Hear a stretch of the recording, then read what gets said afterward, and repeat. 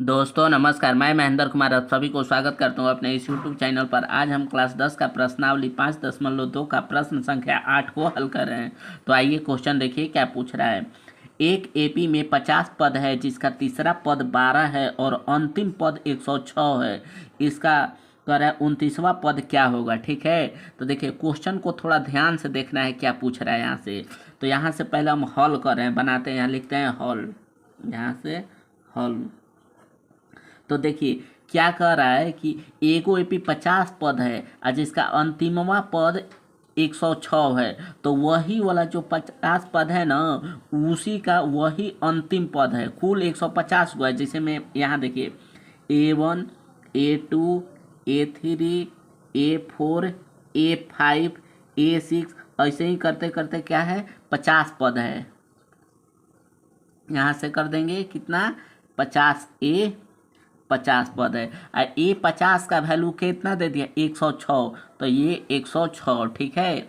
इसको प्रथम पद, इसको दूसरा पद, इसको तीसरा पद कहते हैं। तो A50 कुल 50 को पद है, 50 उसी को अंतिमवा पद है। ये 50 अंतिम वाला है। तो A50 बराबर दे दिया 106। ठीक है, तो यहाँ लिखेंगे कि A50 बराबर 106। ठीक है, यहाँ से फिर देखिए कह रहा है कि जिसका तीसरा पद दे दिए 12, इसका तीसरा पद, पहला पद, दूसरा पद, तीसरा पद को A3 कहते हैं। तो तीसरा पद तो A3 दे दिया है 12। तो क्या करा है 29वां पद निकाले। तो ये पूछ रहा है 29वां पद क्या होगा, वाट।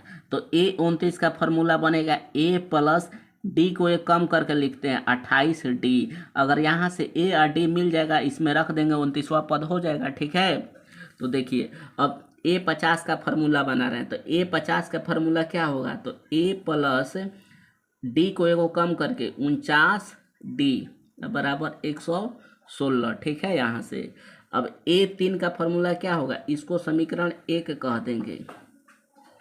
A3 का फॉर्मूला क्या बनेगा, तो A प्लस 2D बनेगा। ठीक है, A प्लस 2D बराबर कितना है 12 हो जाएगा। D को एक कम करके फॉर्मूला बनता है, ये समीकरण 2 कर देंगे। समीकरण 1 और 2 को हल करेंगे, यहाँ से AD आ जाएगा। AD का मान इसमें रख देंगे, 29वां पद मिल जाएगा।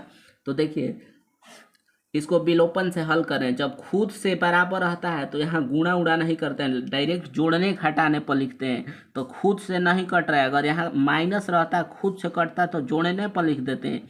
लेकिन खुद से नहीं कट रहा है तो यहाँ लिखेंगे घटाने पर, घटाने पर।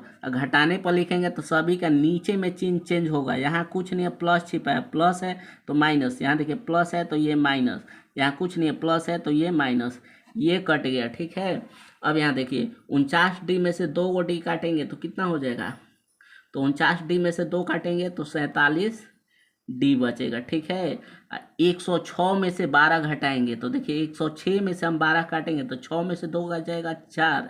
यहाँ देखिए 10 में से 1 जाएगा 9। D बराबर 94।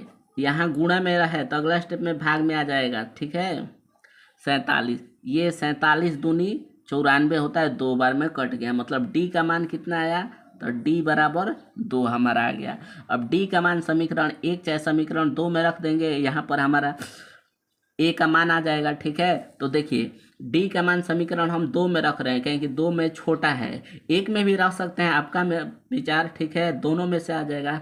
यहाँ कर D का मान, यहाँ देखिए D का मान समीकरण 2 में रखने पर। ठीक है, अब यहाँ D का मान रट मत लीजिएगा, समीकरण 2 ही में रखेंगे। 1 में रखिएगा तो ही A का मान सेम देगा, दोनों सेम देता है। ठीक है, समीकरण 2 थोड़ा आसान था इसलिए इसमें रख दिए हैं D का मान। तो देखिए D का मान A प्लस समीकरण 2 क्या है, A प्लस 2D बराबर 12। यहाँ देखिए A प्लस 2 अगुण D का मान क्या है 2, तो यहाँ 2, तो ये 12। आगे देखिए A प्लस 2 2 4 12। A को इधर ही 4 को बराबर को इधर लेंगे तो माइनस में हो जाएगा 4। A बराबर कितना आ गया 8 आ गया। ठीक है, अब क्या पूछ रहा था, 29वां पद पूछ रहा था। तो देखिए A29 पद इक्वल टू वाट। तो A29 का फॉर्मूला क्या बनेगा, तो A प्लस 28 D बनेगा। A का मान क्या है 8, तो 8 प्लस 28।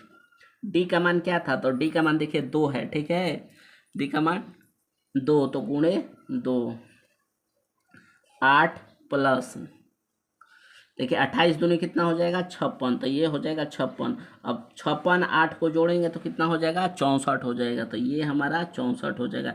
तो A29 का मान कितना आया 64 आ गया। ये फाइनल आंसर हो गया, ठीक है। अगर वीडियो पसंद है तो इसे एक लाइक शेयर सब्सक्राइब कर दीजिएगा, ठीक है। थैंक्स।